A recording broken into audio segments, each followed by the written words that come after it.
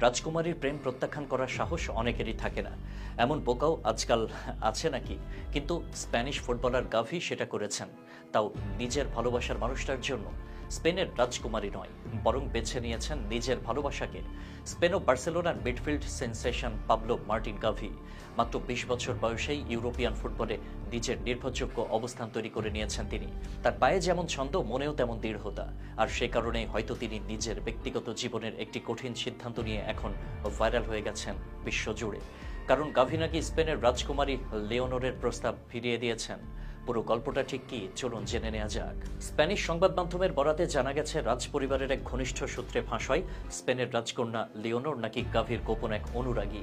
রাজপ্রাসাদের এক সূত্র দাবি করে, রাজকুমারীর কম্পিউটারে তৈরি করা একটি ব্যক্তিগত ফোল্ডারে শুধু গাভির ছবির সম্ভার ছিল। মাঠে গাভির বেশ কিছু ম্যাচে দেখা গিয়েছে তাকে, স্পেনের জার্সিতে কিংবা বার্সার ম্যাচে।